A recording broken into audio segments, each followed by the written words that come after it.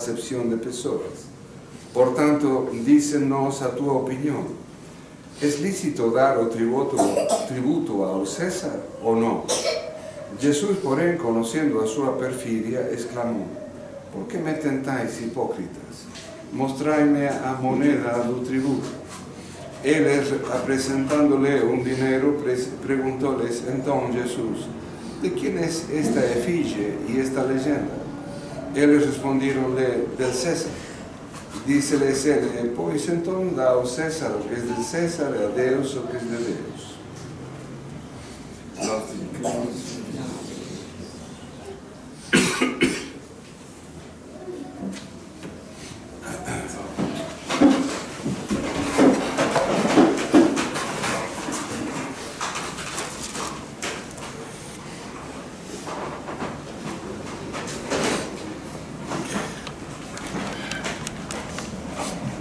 La primera oración que el sacerdote lee cuando comienza la misa.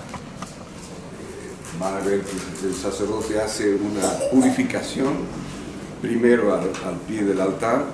Por eso es que reza el confiteor, el solo primero, porque él es el primero que tiene que purificarse para ofrecer el sacrificio. Después reza el confiteor voces. Una vez que hacen esa purificación, el sacerdote sube, besa el altar porque están las reliquias de los santos mártires, hay 3 reliquias de mártires lá, y después reza, se va al lado de epístola que se llama, y reza el introito. Y el introito dice, de este domingo, dice: si julgardes, Señor, os nosos pecados, ¿quién podrá resistir? Mas en vos está a misericordia e o perdón, o Deus de Israel. Del fondo del abismo clamé para vos, Señor, o Señor, escutai a miña voz. A veces es cierto que cuando uno contempla nuestras propias miserias, nos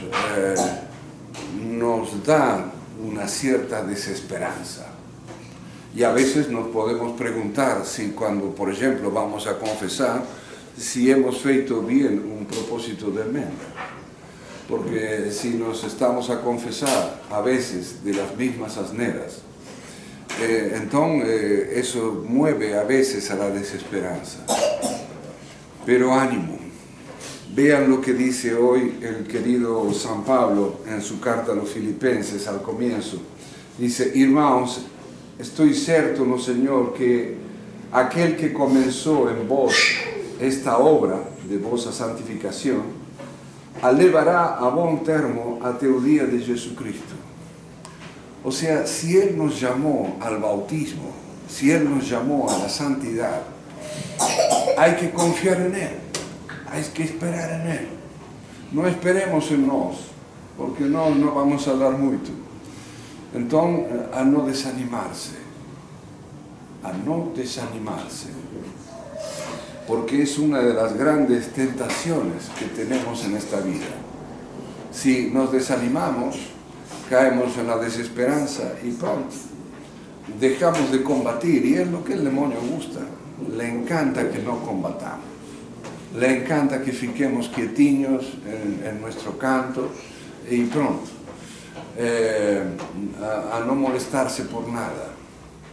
Ese es un defecto sumamente grave. Lémbrense que estamos en la iglesia militante, tenemos que combatir continuamente hasta a morte para alcanzar tu premio. Bien, ¿qué más? Vean el Evangelio, qué interesante. Dicen los fariseos y los herodianos, le fueron a decir: primero vean cómo actúa el enemigo muchas veces, ¿no? Con adulación. Le dicen a Jesús: no, tú eres un hombre verdadero, no haces acepción de personas, pipipi. Cuidado con la adulación. Cuidado con la adulación. Y cuando te adulan, mala cosa. Mala cosa. Y entonces le dice, dime, ¿a qué vamos a pagar el tributo? ¿Debemos pagar el tributo al César o no? Y Cristo les dice, ¿por qué me tentáis, hipócritas? Debe haber sido espectacular ver estas cosas, estos diálogos, ver cómo Cristo está por encima de las estupideces humanas, de las miserias humanas. Como nuestro Señor habría visto esta gentuza que venía a tentar y dice, ¿por qué me tentáis, hipócrita? Uno imagina personas, palabras, acciones. Uf, ¿cuántas veces estamos en situaciones parecidas? Entonces, cuando te vengan con adulaciones, ten mucho cuidado, mucho.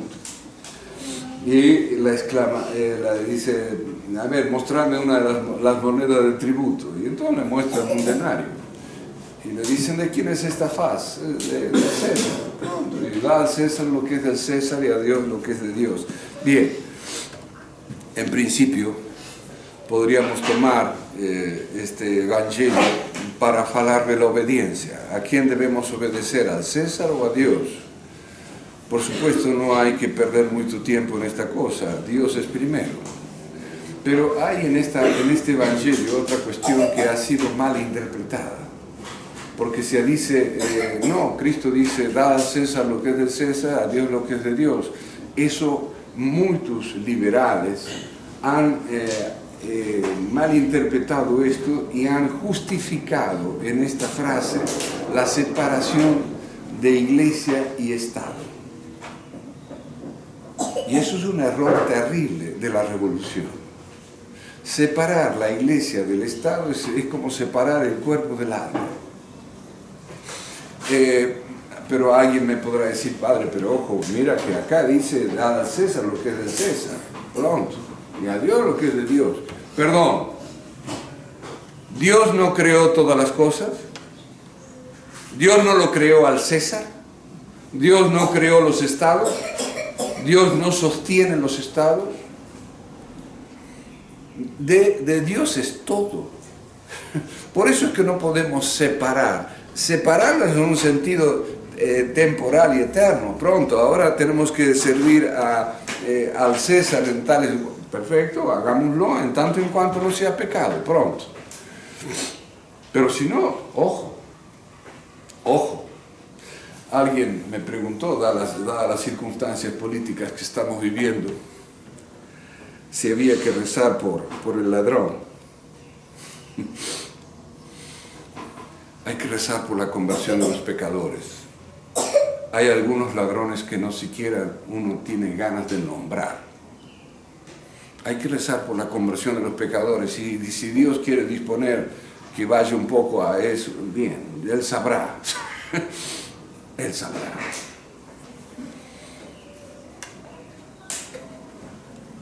¿Ustedes vieron a Cristo rezar por Herodes?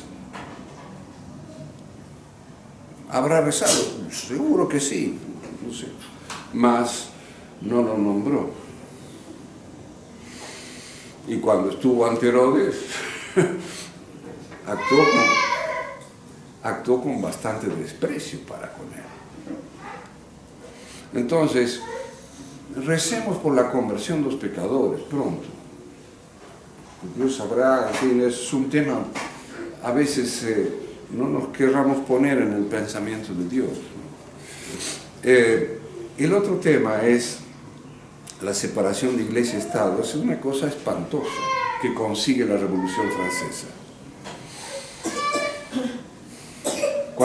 ¿Qué es la cristiandad? Precisamente la cristiandad es cuando la sociedad vive de acuerdo a las leyes divinas. Cuando se elegía en una región, en un reino, etc., se elegía un rey, era confirmado por el Santo Padre. Y el rey debía obrar siempre en función del servicio a la iglesia. Cuando uno piensa en esa sociedad en donde los reyes hacían todas las leyes de acuerdo a las leyes de Dios. A ningún rey católico se le hubiese ocurrido decir, vamos a ver si les gusta la ley de aborto, a ver, ni pasaba por la cabeza una cosa así. Entonces, vean por qué, porque las cosas de Dios son ordenadas. Entonces, los reyes debían sumisión al poder espiritual.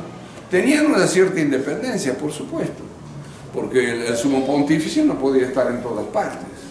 Entonces, en cada reino, bueno, se gobernaba de acuerdo incluso a la idiosincrasia, de acuerdo a las tradiciones propias del lugar, etc. Pero no había una independencia absoluta.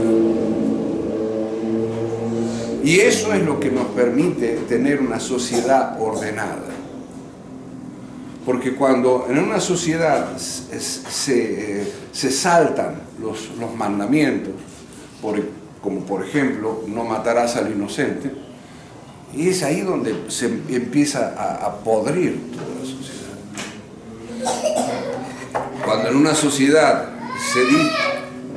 se sostiene, por ejemplo, el divorcio, cuando Dios dice lo que Dios ha unido no lo separe el hombre pronto, eso es una cuestión que no se discute. Vean, por ejemplo, cómo desde que se pone el divorcio en la sociedad, cómo se destruye la juventud. No hay joven que pueda, sin sufrir algún problema, desarrollarse en una familia en donde no hay un papá y una mamá. Cuando un joven se desarrolla en una familia en donde son muchas las mamás o muchos los papás, claro, no estamos preparados para eso naturalmente.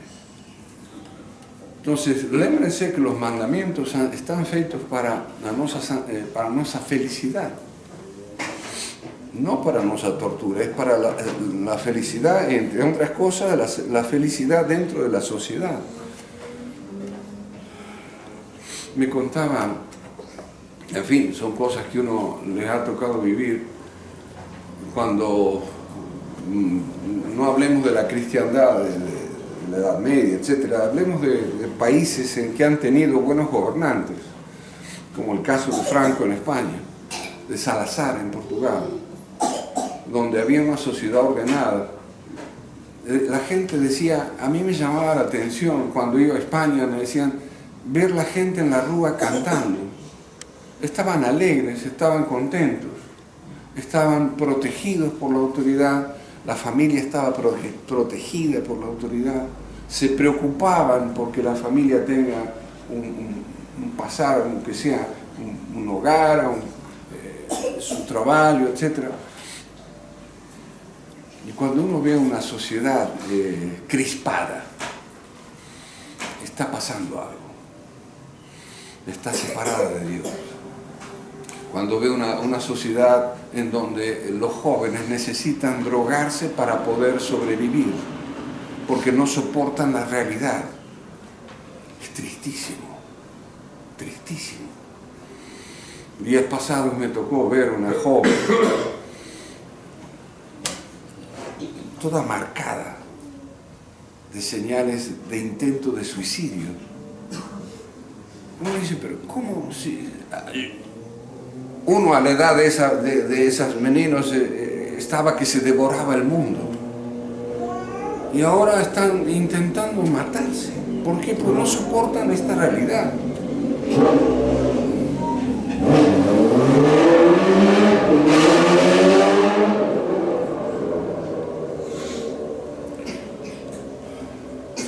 Entonces, queridos fieles, esto de dar al César lo que es del César, a Dios lo que es de Dios, es totalmente cierto, pero ordenado, siempre, al bien supremo, siempre. Más, si bien es cierto que hemos comentado esto en estos días que han pasado, días muy especiales, yo quería más referirme a la virtud de la esperanza.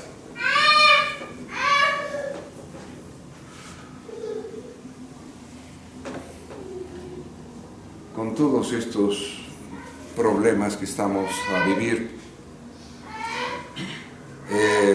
Alguien me dice, yo ya no creo en más nada, no voy a ir a ninguna manifestación, no voy a hacer nada.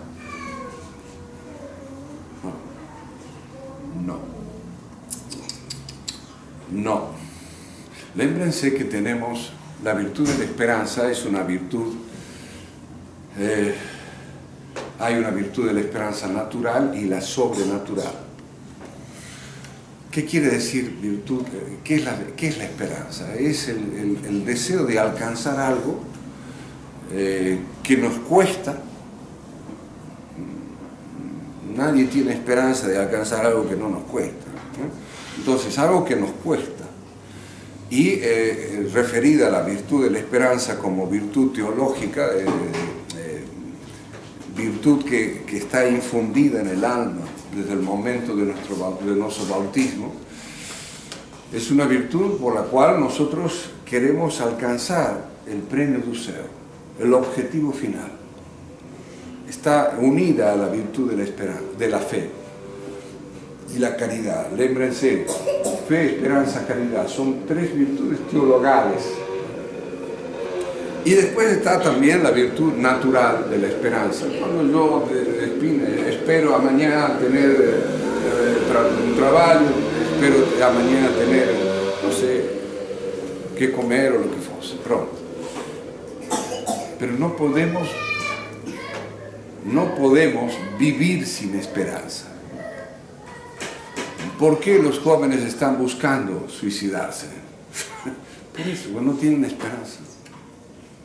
No, ven un desastre social alrededor y dicen, ¿para qué nací? ¿Para ver este lixo?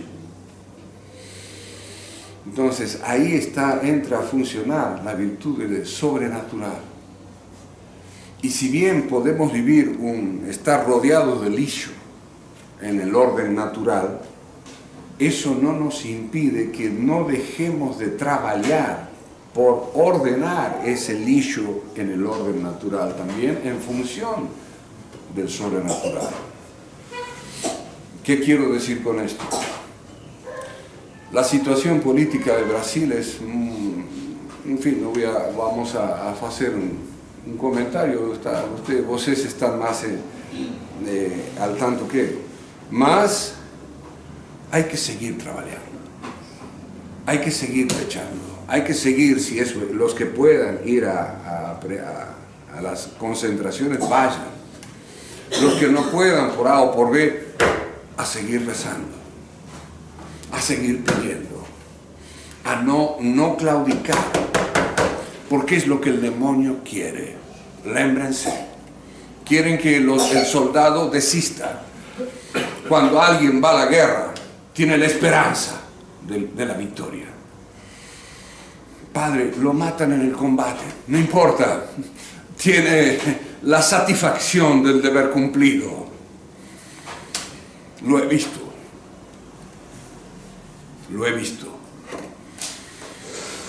Y aquellos que no hicieron nada por conseguir el objetivo, cargan la vergüenza de no haber feito nada por su patria. Ustedes saben que los argentinos perdimos una guerra con Inglaterra. Pero he visto eso. Los que se jugaron, fueron a combatir. Los que hicieron todo para conseguir la victoria. No, Dios no lo permitió pronto. Hicimos lo que pudimos.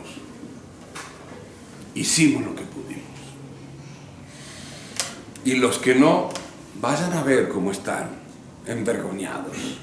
Son los que no hacen nada nunca. Y llevan ese lastre en sus vidas. Entonces, queridos brasileños, queridos irmãos, yo me considero ya un brasileiro más. No dejen de combatir. Recen, sacrifíquense. Vale la pena. Y cuando encuentren a alguien que esté desanimado y que diga, no, yo voy a, como uno me dijo, yo voy a estas, ¿cómo se dice? Manifestaciones, a ver las meninas. ¡Imbécil! No es tiempo de ver meninas. No es tiempo de ver meninas. Entonces, es probable que pasen cosas muy duras en este país. Entonces, preparémonos a seguir combatiendo el comunismo. No es un enemigo muy pequeño el que estamos a enfrentar. Es el comunismo, el globalismo, los intereses supranacionales, etc. Es muy fuerte el enemigo. Entonces no tenemos tiempo para hacer asneras y para aflojar en este combate.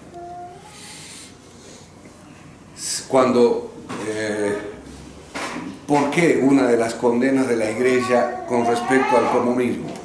Porque el comunismo no te permite, entre otras cosas, vivir católicamente. Ustedes sabrán, en Rusia, por ejemplo, se estudiaba ateísmo. Creo que acá también, al menos en muchas universidades, deben estudiar ateísmo. Los domingos no existían. No paraba la gente para descansar, en fin, a ofrecer a ir a misa, no existía. Entonces, una de las cosas por las cuales se condena el comunismo es precisamente porque no nos dejan dar a Dios lo que es de Dios. Es todo para el Estado. El Dios es el Estado. Y no estamos feitos para eso. Entonces, queridos fieles, a no desesperar, a no perder el ánimo. Es un combate difícil, más adiante. Si Dios nos concede la victoria, bendito Dios, no nos la quiere conceder, lo mereceremos por nuestros pecados, pero pronto, mientras tanto, a seguir adiante y a pedir a Nuestra Señora de Aparecida el triunfo. Ave María Purísima.